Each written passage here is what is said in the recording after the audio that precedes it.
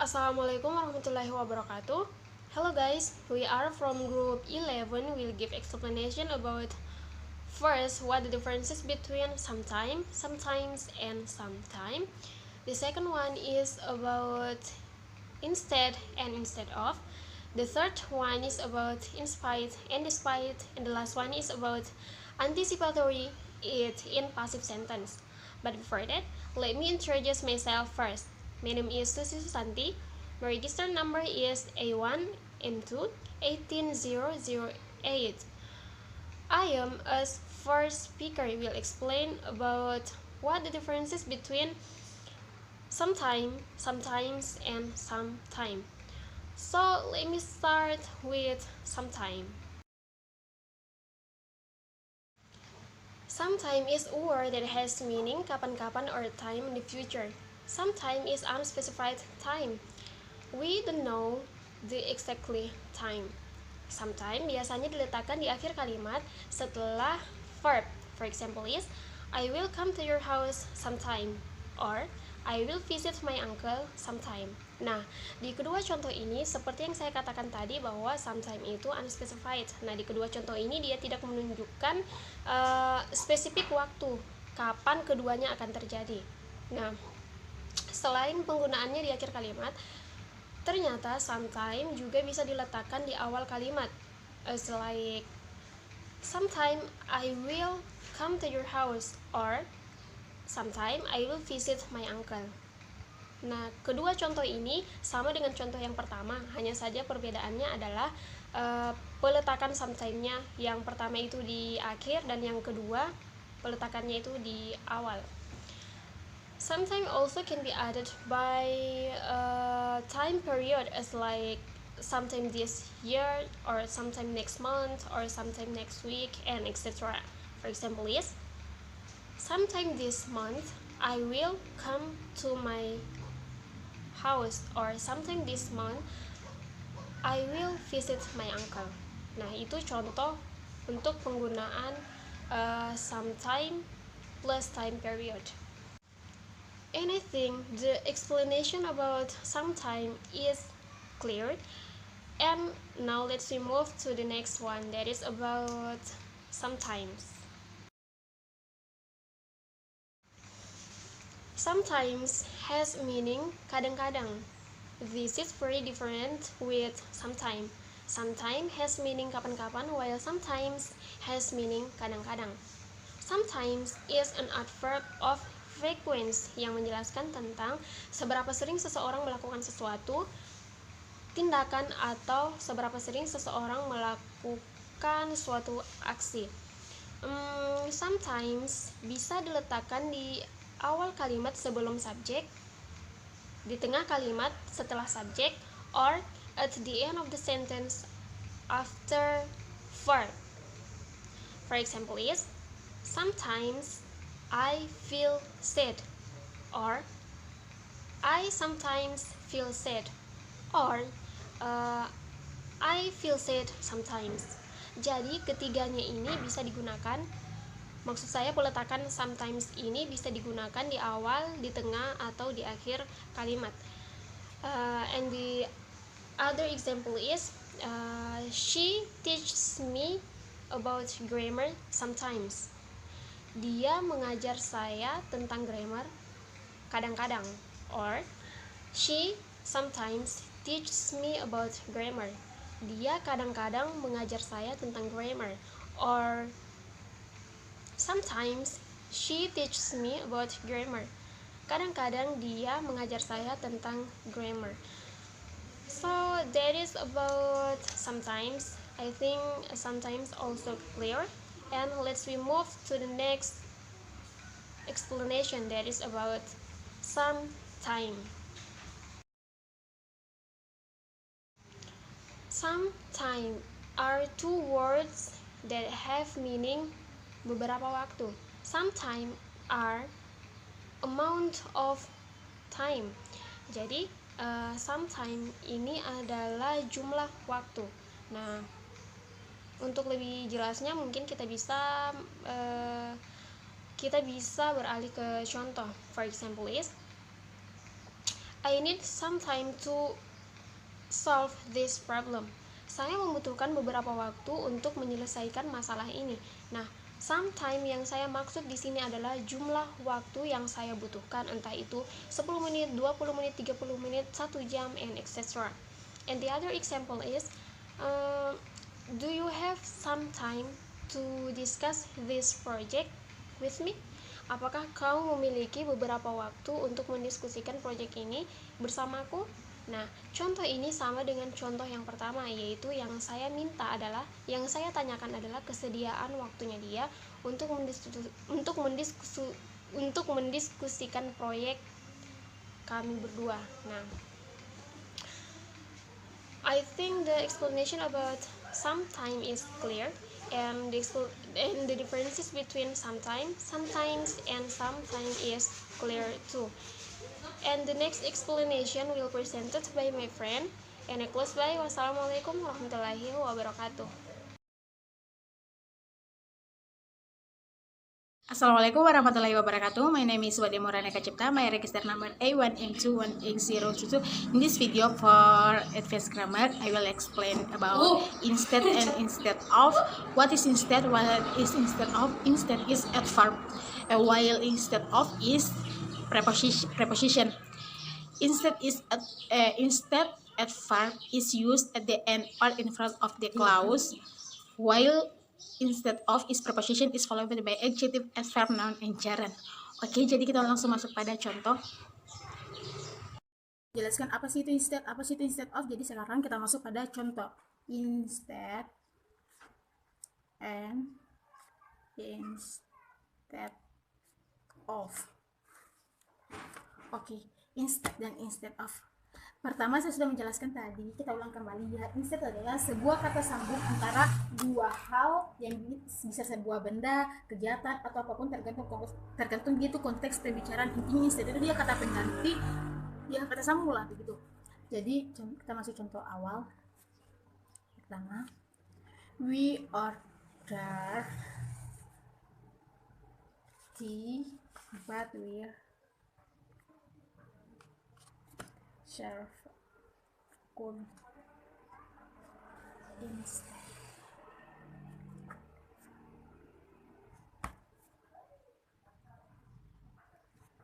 Jadi we're order tea but we're served coffee instead. Maksudnya kita memesan teh tetapi kita disuguhi kopi sebagai gantinya.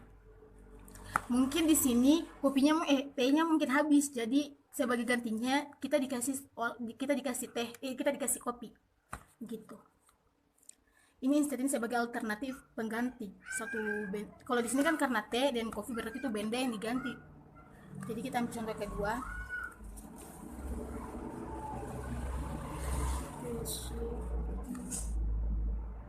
Has it leisure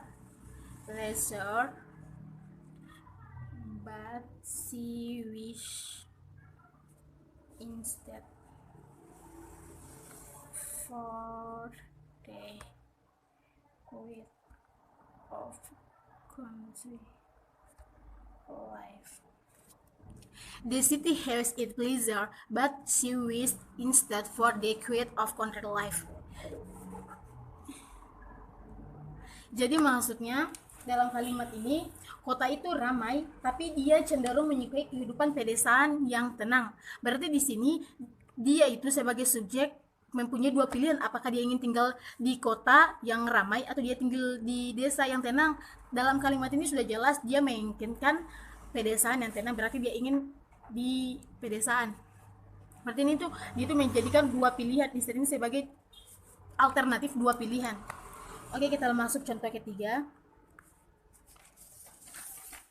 He didn't buy a Ferrari, instead he bought a Lamborghini.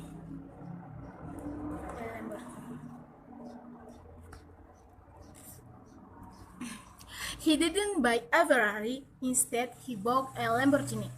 Maksudnya di sini dia tidak membeli Ferrari, tetapi sebagai gantinya dia membeli Lamborghini. Mungkin uangnya tidak cukup untuk membeli Ferrari, jadi dia membeli Lamborghini. Begitu mungkin, atau sebagai ganti, sebagai alternatifnya, mungkin dia lebih menyukai Lamborghini daripada Ferrari. Oke, ini contoh-contoh dari instead yang saya buat, dan kita masuk pada contoh instead of. Jadi sebentar kita akan membahas kembali, kalau ada waktu saya akan menambahkan beberapa contoh lagi di instead. Jadi kita masuk sekarang di instead of atau preposisi. Berapa menit? Pada contoh instead of preposition. Contoh pertama yaitu can you work with Budi instead of jadi sebentar kita akan membahas kembali, kalau ada waktu saya akan menambahkan beberapa contoh lagi di instead. Jadi kita masuk sekarang di instead of atau preposisi. Berapa menit? Pada contoh instead of preposition. Contoh pertama yaitu can you work with Budi instead of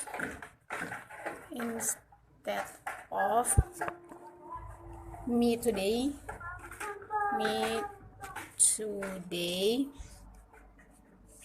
please. Jadi contohnya itu can you work with Budi instead of me today please. Artinya, bisakah kamu bekerja dengan Budi daripada aku hari ini? Jadi di sini instead of berfungsi sebagai kata ganti untuk menggantikan orang, gitu, menggantikan benda kalau masuk. Oke, contoh kedua. I will have tea instead of coffee. Please. Jadi di sini I will have tea instead of coffee please. Artinya saya akan meminta teh daripada kopi, kumohon. Maksudnya bolehkah? Jadi mungkin di sini posisinya dia tidak menyukai teh dan sebagai gantinya dia meminta kopi. Contoh ketiga, I stayed in bed all day instead of going to work.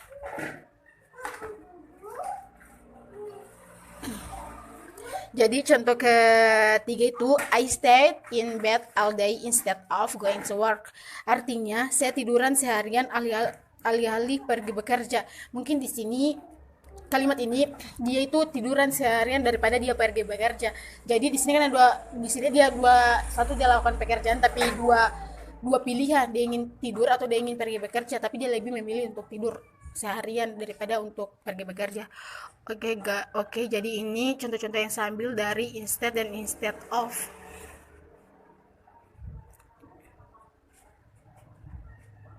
Jadi mungkin itu saja dari saya. Sekian.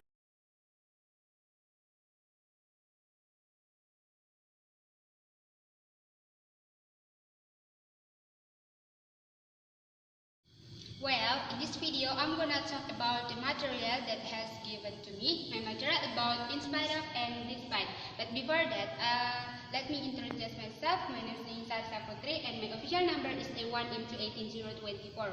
Okay, let's start. In spite of and despite are two prepositional expressions that can use to express about something that mentioned before it's surprising, and also to express a contrast between two things. Jadi in spite of dan despite itu adalah dua preposisi yang digunakan untuk menyatakan sesuatu yang kejadian sebelumnya itu mengejutkan, dan juga untuk menyatakan dua hal yang kontras atau berbanding terbalik. Untuk meyakinkan teman-teman dengan penjelasan saya, mari kita lihat contohnya.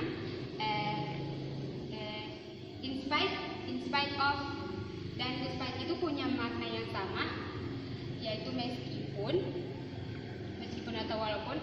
Kalau misalnya teman-teman bingung kan itu although sama though itu sama Tapi dalam penggunaannya kalau in spite of ataupun despite, itu should be followed by phrase, sedangkan the dog ataupun dog itu should be followed by clause. Phrase yang dia maksud itu bukan dalam satu kalimat, bukan dalam satu clause. Misalnya ada subjek, ada verbnya, ada objeknya, tapi di sini dia hanya phrase. For example,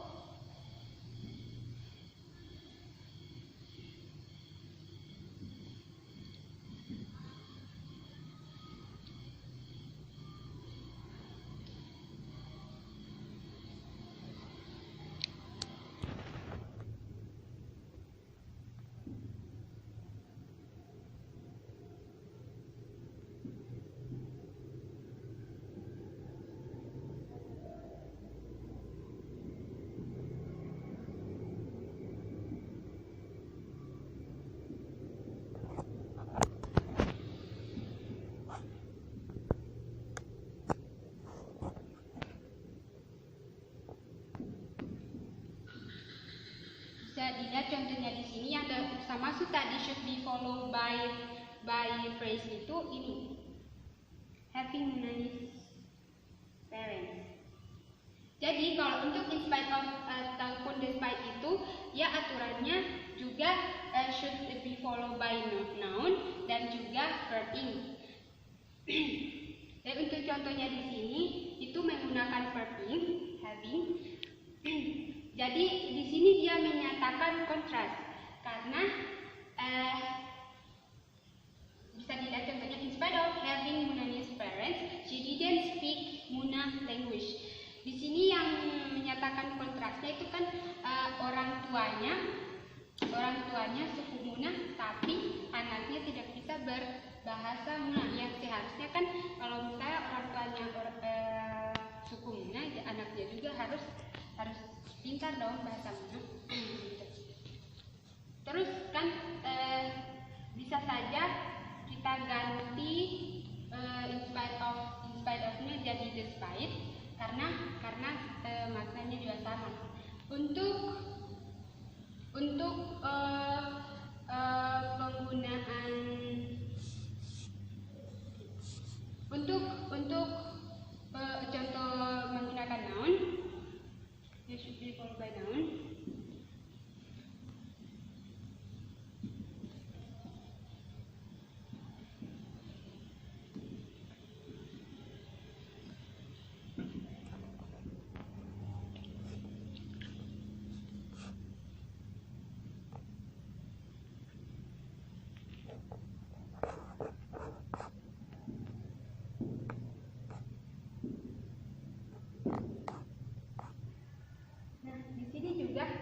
Di sini juga menyatakan sebuah kontras, dua hal yang kontras.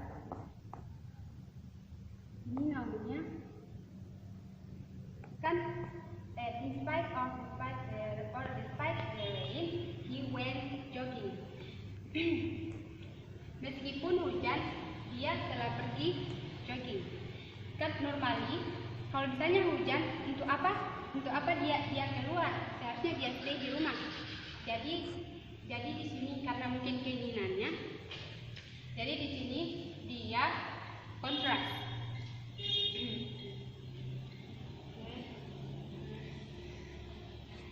Another example.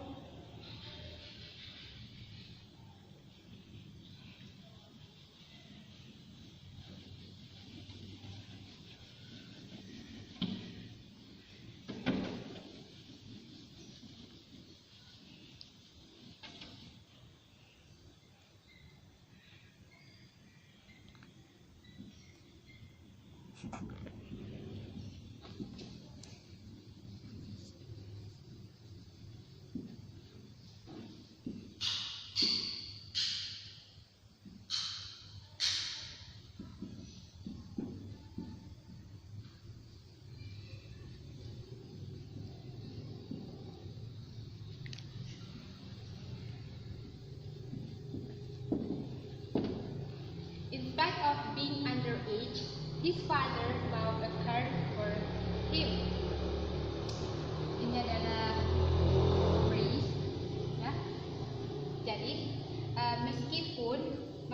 bawah umur, meskipun dia masih di bawah umur, ayahnya telah membelikan sebuah mobil untuk dia. Di sini ada menyatakan dua kontras dan juga hal yang mengejutkan. Dia masih underage tapi ayahnya membelikan sebuah mobil yang seharusnya kan kalau untuk perizinan membawa sebuah kendaraan itu kan kayak mobil harus sudah mencukupi umur ya, cukup umur maksudku. Terus another example,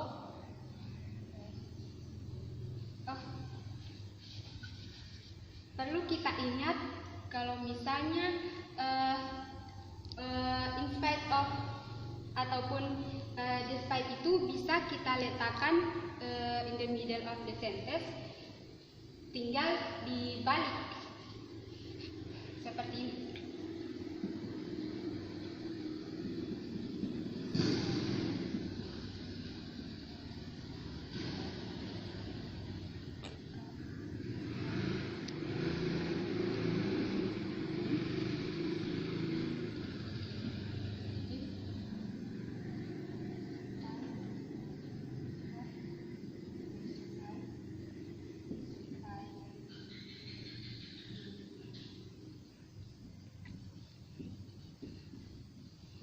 Biarpun dibalik tapi maknanya tetap sama. Untuk selanjutnya in spite of ataupun despite ini ternyata bisa juga diikuti dengan the fact that. For example,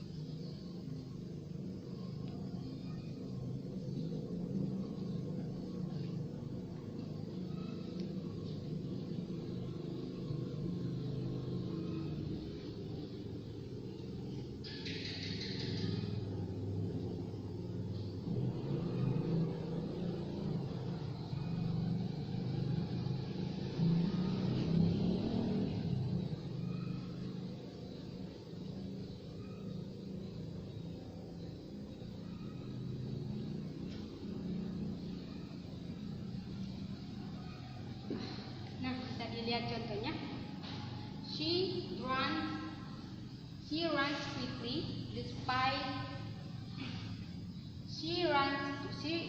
quickly despite the fact having terrible overweight. Runs quickly, but she having terrible overweight. Di sini ada kayak sesuatu yang mengejutkan.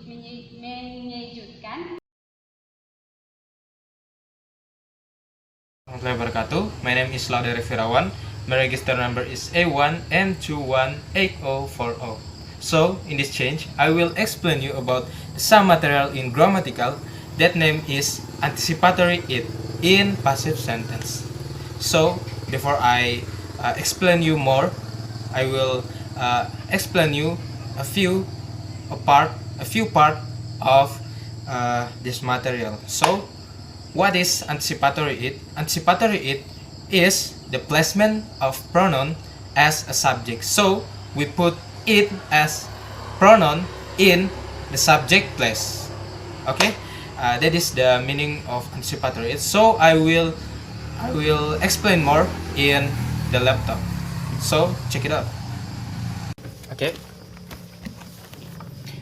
Anticipatory it in passive sentence. So, jadi saya ulang, anticipatory it adalah pronoun yang tempatnya berada di tempat sebagai subjek. Jadi dia diletakkan di depan.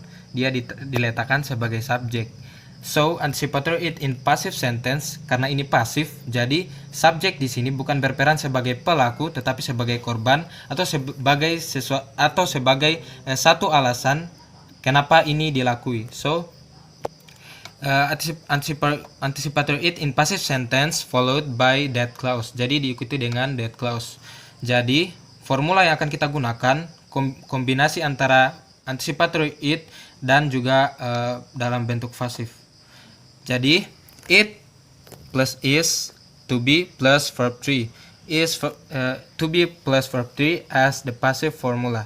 Jadi di sini kita lihat believe, said, known, talk, written itu adalah bentuk dari verb 3.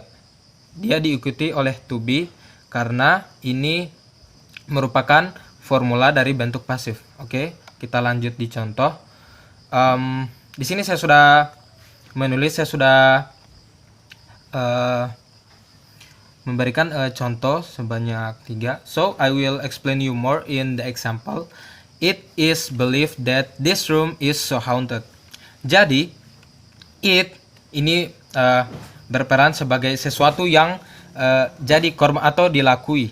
Jadi dasar. Jadi it di sini refers to something. That this room is so haunted. Dipercayai dalam artinya dipercayai bahwa ruangan ini sangat berhantu. Nah, it is believed di sini punya maksud atau punya makna yaitu dipercayai, itu dipercayai. So, untuk membubuhkan kalimat dengan maksud seperti ini, passive sentence adalah contoh atau sarana yang baik untuk menyampaikan argumen seperti ini. So, kenapa kita tidak menggunakan kalimat active sentence? Karena ketika kita menggunakan kalimat active sentence pun itu benar, tetapi dalam gramatikal fungsi dari formula itu bisa mengubah semantic meaning. So, ketika kita menambahkan ketika kita menaruh itu it is believed menggunakan gramatikal seperti ini, secara gramatikal dia betul, tetapi secara semantic meaning tidak relate dengan apa yang dimaksud oleh si pembicara. Jadi kalau kita masukkan ke dalam active sentence, jadi it is believed that this room is so haunted. Itu adalah percaya. So that is not relate. That is incorrect. Dan lanjut di contoh nomor 2. Contoh nomor 2, it is known that COVID-19 is the new deadly virus. Jadi it sebagai pronoun yang berletak sebagai subjek dalam sebuah kalimat ini refers to something. Jadi it is known, diketahui atau itu diketahui, it refers to something that COVID-19 is the new deadly virus, bahwa COVID-19 adalah virus baru yang mematikan. So kita hanya fokus dalam formula ini yang dimana bermaksud itu diketahui. Karena untuk menyatakan satu argumen dengan maksud seperti ini, redaksi kalimat yang cocok adalah dengan menggunakan passive sentence. So it is known, diketahui Beda halnya ketika kita menggunakan it is no, that is not related. Cause the meaning itu adalah tahu, and that is not related. Okay, and the last sentence and the last example is it is written that dogs are the most loyal animals. Itu dituliskan. So lagi-lagi ini tentang makna, pemaknaan dalam kalimat. So ini memberitahu sesuatu dari sudut pandang tertentu bahwa it is written ini telah dituliskan bahwa anjing adalah hewan paling loyal. So, ketika kita ingin menulis redaksi kalimat yang seperti itu, ketika kita tulis dalam bentuk gramatikal, berarti yang kita gunakan adalah passive sentence, karena itulah yang cocok. Karena kalau kita menggunakan it is right, that is correct in grammatical, but that is not correct in semantically. It is written that dogs are the most loyal animals is the correct sentence. That is my presentation.